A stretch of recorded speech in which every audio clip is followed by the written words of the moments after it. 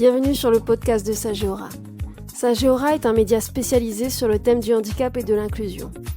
Découvrez l'actualité des politiques publiques, les enjeux du système d'accompagnement et les évolutions en matière d'accessibilité universelle.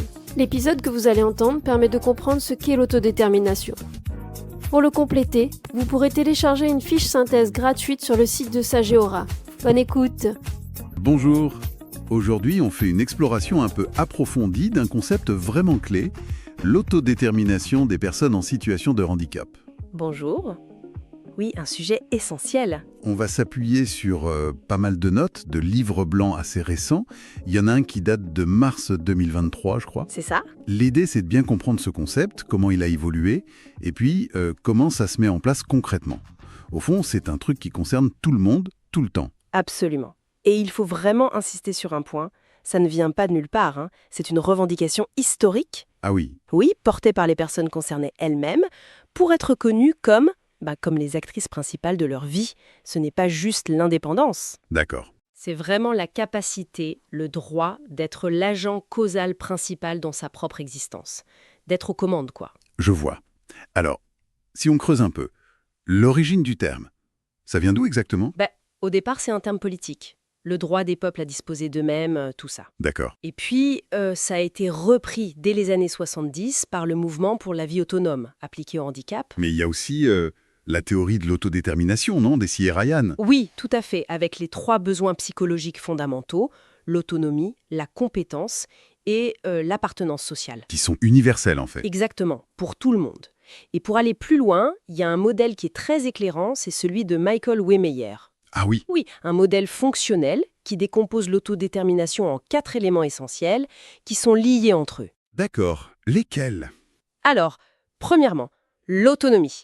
C'est assez direct. Faire des choix, prendre des décisions, initier des actions. Ok. Deuxièmement, l'autorégulation. Là, c'est plus la capacité à, observer son environnement, se fixer des objectifs, évaluer ses progrès, ajuster le tir si besoin. Piloter son action, en quelque sorte. C'est ça, piloter. Mais il n'y a pas que l'action, il y a aussi le ressenti intérieur. Justement, j'allais y venir. Parce que l'autonomie, l'autorégulation, c'est très faire, mais le vécu de la personne là-dedans, c'est souvent là que ça coince, non? Excellente remarque. C'est là qu'interviennent les 2 autres dimensions.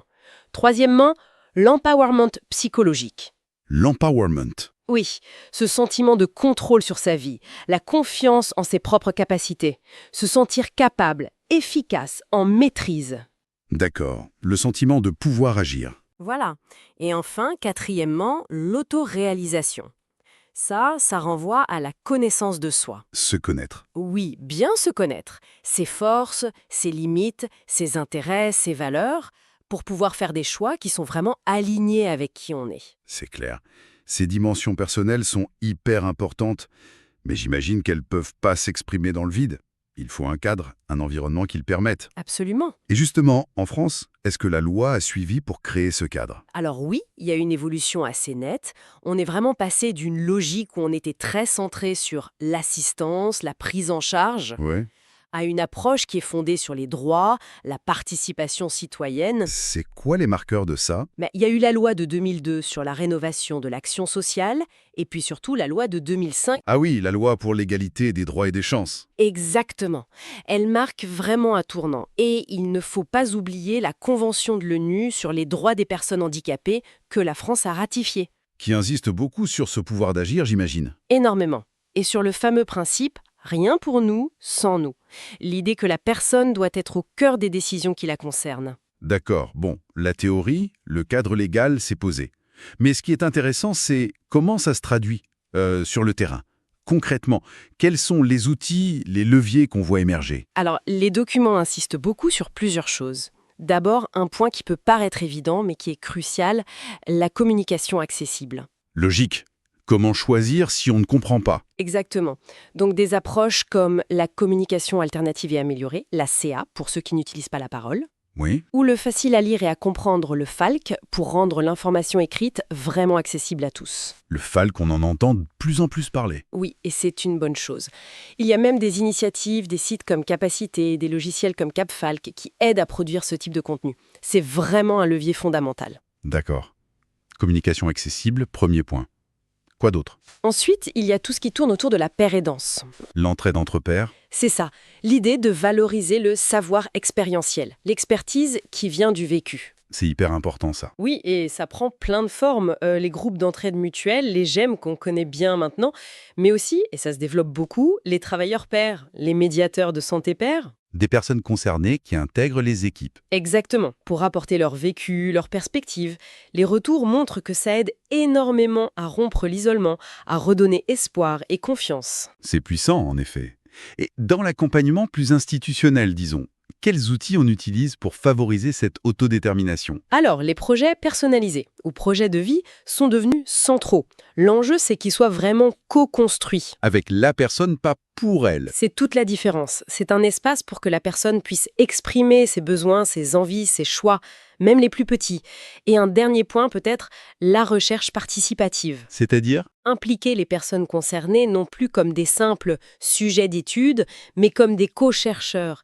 Il y a des projets passionnants là-dessus, comme celui qui s'appelait « C'est ma vie, je la choisis ». Ça change tout dans la façon de produire des connaissances sur le sujet. Oui, ça donne une perspective complètement différente.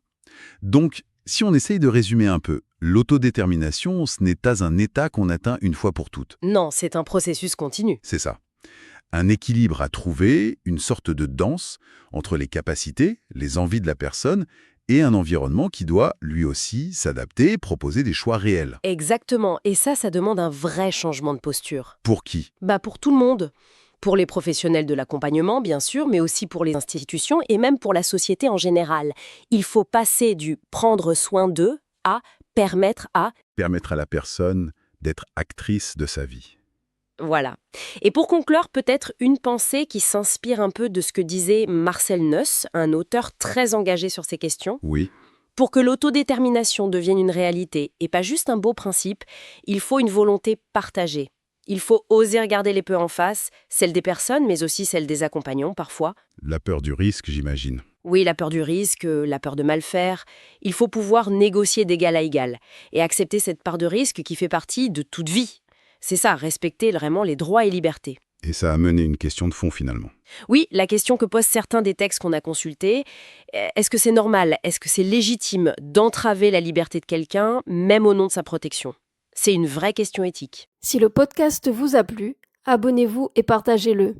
Pour retrouver l'ensemble des contenus de Sageora, rendez-vous sur le lien du site en description.